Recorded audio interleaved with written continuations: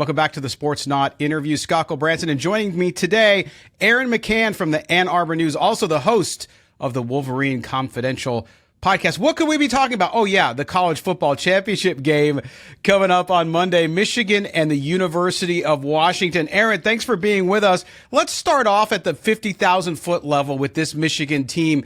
So many challenges. We'll talk about the Harbaugh stuff at the end of the interview. Let's focus on the game first here. But when you look at this Wolverines team, what they've come through, not only the situation with the coach, but all the ups and downs of the season. What makes this team special from a talent perspective? Clearly, you have talent if you're in the National College Football Championship game, but what is it about this team that has propelled them to the top of the college football world?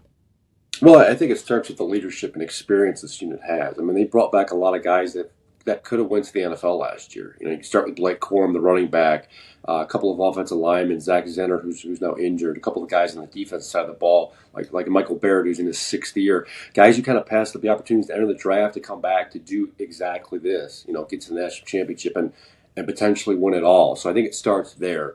This is a group that was really snake bitten the last couple of years. They've gotten to the playoff but lost in the semifinals both times. The first year maybe you can make the case that they were just happy to be there.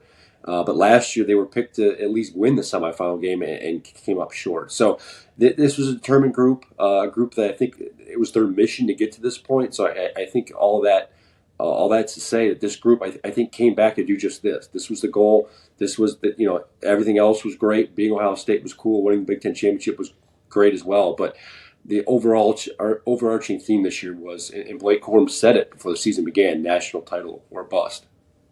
Yeah, it's a testament, I think, to Harbaugh and the coaching staff, too, to keep all those guys, like you said. So many people tempted to go to the NFL with good reason. And, of course, you have the whole NIL thing, guys transferring all over the place in the portal. So to keep that unit together with the focus of trying to win a national championship really says a lot, I think, for that staff. Now, we look at the game. You look at what Washington's been able to. Look on the other side of the ball from Michigan in this game. We saw what Michael Penix Jr. did in the semis. What does Michigan have to do to kind of slow down this Washington Huskies offense and really put themselves in the position where they play the game they want to play? Yeah, it kind of comes down to what their MO is defensively. It's it's the forced turnovers, forced mistakes, and maybe force teams to kick field goals as opposed to touchdowns. I do think this Washington team will probably get some yards. They'll probably move the football to some degree. But like Michigan handled Ohio State, they're allowed to move the football, but they largely kept them out of the end zone. And that's one of the reasons why Michigan was able to win. And obviously turnovers late too. So I think it's limiting the damage, not letting a big play turning into a game-breaking play. And that's kind of how this Michigan defense is built. It's a lot of zone coverage, a lot of bend, don't break, and a lot of kind of picking your spots to where they can put themselves in a position to either get an interception or force a fumble, and that's really proven key. This Michigan defense is ranked number one statistically for a reason. A lot of great pieces. They kind of work together as a unit. There really isn't a first round pick on this side of the ball. I mean, a couple of years ago they had the Aiden Hutchinsons, the David Ojabos. There aren't those guys on this roster. It's a collection of guys, really 15, 20 deep, that they have no problem playing and throwing in there. Yeah, sort of a lunch pail crew, right? I mean, they just get out there and do the job. You look at that defense, and you talked about the focus on turnovers, the focus on keeping teams out of the end zone. With that high-powered offense on the Washington side, do you see Michigan perhaps bringing more pressure than they usually do, or do you think they're going to play how they usually do and how they got through the Big Ten throughout the course of the season? Yeah, it's a good question, right? Because I think they can do both. You saw against Alabama, they can bring the pressure. They've got four edge rushers they believe in, guys that can throw in there and get to the quarterback. And I have to think that's probably going to be the game plan, at least early on, just to see how much they can penetrate this Washington offensive line, considered one of the best in the country. So I think it's probably going to be a filling out process early on. We're going to see if they can get to Penix and force him to do things. And if not, then it's going to fall back in the secondary, right? Michigan has no problem playing with five defensive backs. They will go six if they have to. So, and that's where the turnovers come into play. So I think they're going to try probably from both sides. They're going to see kind of what works early on, and that's kind of been crucial to this Michigan defense all season. Really, the last couple of years is the in-game changes. Michigan defensive coordinator Jesse Minter's very good at adjustments. They're very good at adjusting after halftime, and I got to think that'll probably be key to, we'll see how things play out in the first half and then change if necessary in the second. All right, let's switch sides of the ball now. The Michigan offense, clearly, I think some advantages here for them. We look at J.J. McCarthy. I think people are all over the map on J.J. McCarthy coming into the season. I think people were really high on him. Of course, he ran through most of the season great. You hit late in the season, and suddenly people want to flash up the touchdown numbers, how they went down significantly. Things changed. Obviously, McCarthy struggled, but also the offensive approach of Michigan changed a little bit. What does he have to do to be successful against that Washington defense in this championship game? I think for McCarthy, it comes down. It's simple. Just don't turn the football over. I think his ceiling is high enough, and his ability is elite enough to where I think if he can get by without making mistakes, Michigan's offense is just fine. He's got the arm talent. He can make the throws, as you saw against Alabama in the Rose Bowl, and he can use his legs when necessary. And he's certainly got a good grasp of this Michigan offense. So I think it comes down to just not making mistakes. That's really what cost Michigan last year's semifinal against TCU, where he threw a couple of pick sixes. Even earlier this year, he had a 3-interception game against Bowling Green, where he kind of admitted he was forcing things. So it comes down to just him playing within the offense and not forcing stuff. And I think Michigan's offense will be just fine. He is one of the better quarterbacks in the country. You mentioned the statistics, considered probably one of the most productive and efficient quarterbacks in the country. But as you said, Michigan's offense just doesn't really dictate them throwing the ball a ton. They want to run the ball. That's obviously the MO there. And if they can get by doing that and forcing and throwing the ball as needed, that's kind of where Michigan has their most success. Yeah, let's focus on those running backs, of course, Blake Corum and Donovan Edwards. What do you see the role here? Do you see the standard Michigan offense coming out here, trying to establish or using those two guys to kind of beat down that Washington front? Yeah, I think so, and it really starts and in a way ends with Blake Corum. He's kind of been their bell cow back most of the year. They lean on him quite a bit inside the red zone. So if Michigan does happen to get down there, expect him to get a healthy dose of usage.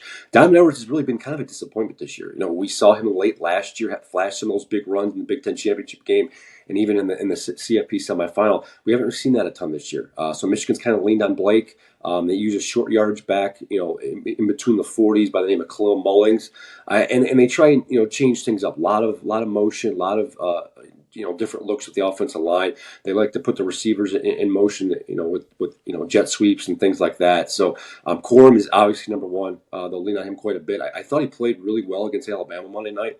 Looked almost like a vintage Blake Corum. I don't think he's necessarily had the burst we saw last year. He dealt with an injury at the end of last season, torn meniscus, torn ACL.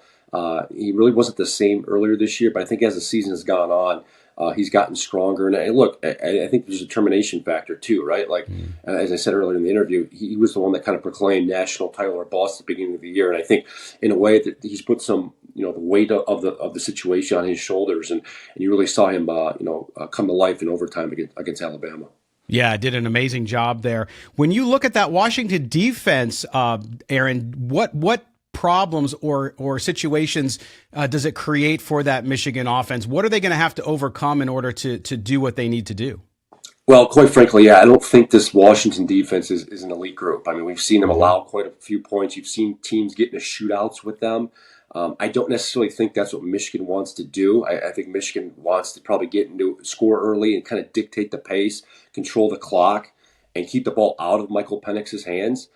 So I think you're going to see Michigan try to run the football, establish a ground game, and I think that's where it starts. If they can do that, that's when things break out. They use the tight ends in the passing game. They'll they'll use J.J. McCarthy's legs and throw the ball. And so I don't necessarily think there's really from if looking at it from the Michigan perspective, I don't really think there's a Washington strength there. I think they feel like they can affect this defense, run the football, and kind of branch off of there.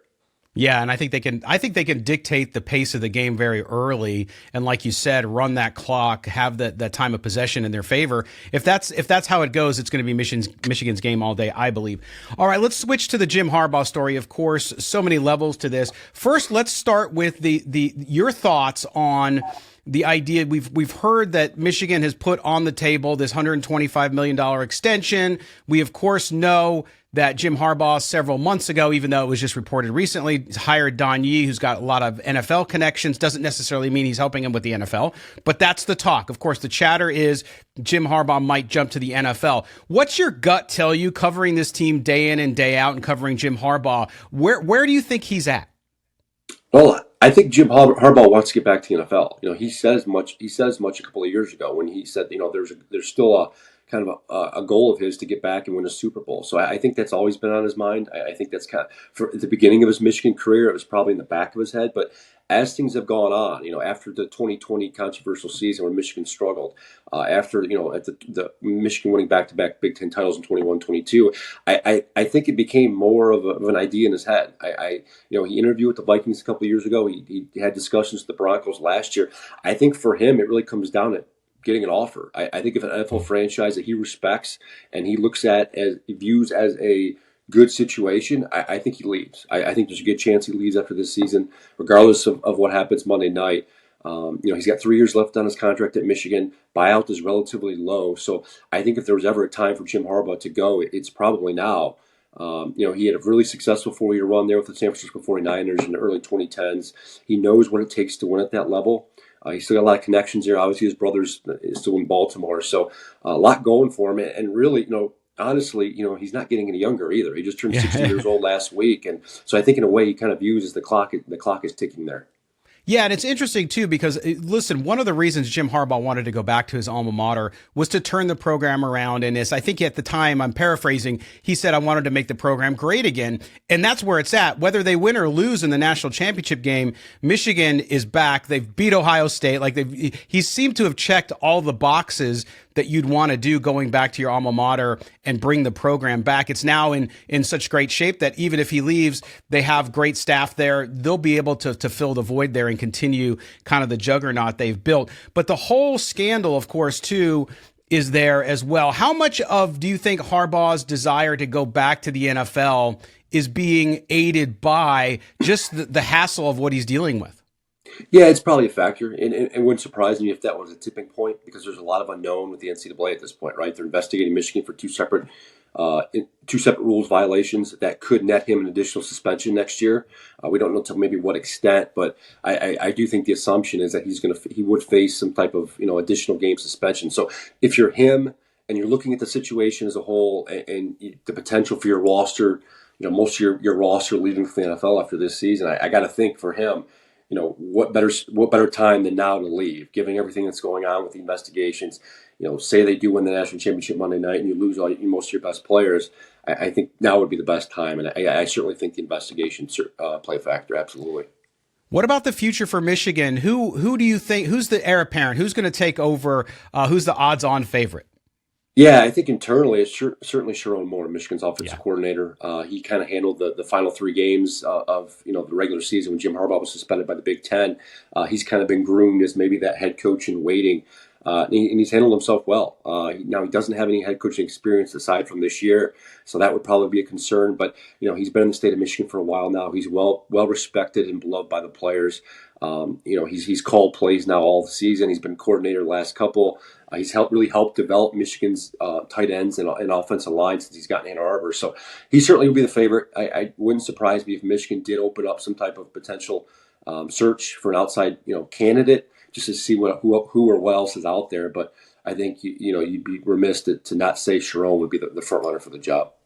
There you go. All you need to know about Jim Harbaugh and the Michigan Wolverines coming up Monday, national championship game versus the Washington Huskies. Aaron McCann, Ann Arbor News, and also the Wolverine Confidential podcast. Thanks for being with us here on Sportsnaut.